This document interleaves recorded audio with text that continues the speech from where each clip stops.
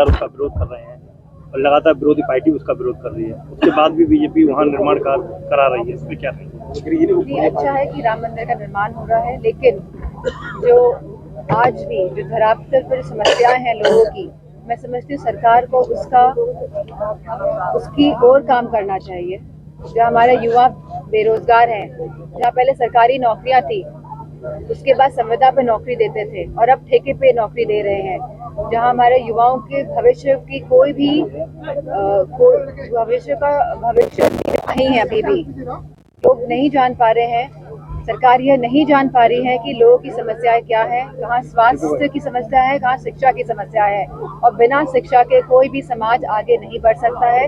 अगर सरकार चाहती है कि समाज आगे बढ़े तो गांव-गांव में अच्छी शिक्षा की ओर सरकार को काम करना है। आपका लगातार दौरा हो रहा था और आपने कहा था कि अयोध्या में जाने को लेकर के हमको अगर न्योता दिया जाएगा तो हम अयोध्या जाएंगे। वहाँ के शंकराचार्य द्वारा आपको न्योता दिया गया है मेंथ के द्वारा, उसके बाद अब नहीं जा रही, इसका क्या? मुझे कोई न्योता नहीं मिला है और जैसे मैंने कहा, जब भगवान बुलाते हैं तब जाया जाता है मंदिर, और आने वाले समय में आप देखेंगे कि हम सब परिवार अयोध्या जाएंगे। शंकराचार्य विरोध कर रहे हैं राम मंदिर में जो रामलला की प्राण प्रतिष्ठा हो रही है, इसको किस तरह से देखते हैं? लगातार राजनीति हो रही है। मैंने 2024 के चुनाव को लेकर जी का बयान सुना था और उन्होंने कहा है कि मंदिर पूर्ण नहीं है और पूर्ण मंदिर में ही प्राण प्रतिष्ठा का कार्यक्रम होना चाहिए, ऐसा शास्त्रों में लिखा गया है। इसीलिए शंकराचार्य लोग इसका विरोध कर रहे हैं। मैंने उनके बयान सुने। लगातार अधिवक्ता ईवीएम को लेकर विरोध कर रहे हैं कि ईवीएम से चुनाव नहीं कराना चाहिए, उसके बाद भी सरकार कानों में रुई लगा के बैठी हुई है।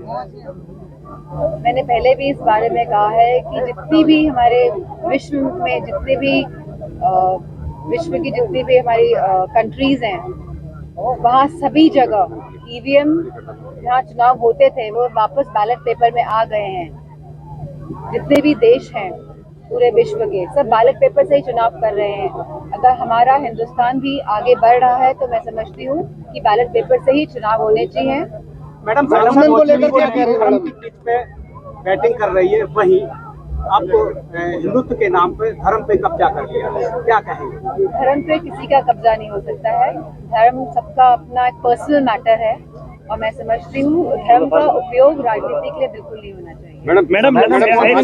सरकार ने एक आदेश निकाला है कि 16 साल की उम्र में जो बच्चे हैं ना वो कोचिंग नहीं पढ़ेंगे। मैं समझती हूँ सरकार को आंकड़े देखने चाहिए। जो एनसीआरबी के आंकड़े आए हैं 2020 की लगातार कितनी बेटियों के साथ बलात्कार हो रहे हैं, लगातार ऐसी जो विक्टिम्स हैं उनकी हत्याएं कर दी जा रही हैं, लगातार हत्याएं हो रही हैं पूरे प्रदेश में। और अगर आप गांव-गांव जाएंगे तो आपको पता चलेगा कि कितने कब्जे हो रहे हैं जमीनों में। तो मैं समझती हूँ सरकार को अपना दृष्टिकोण बदलना चाहिए और लोगों की समस्याओं का समाधान करना चाहिए।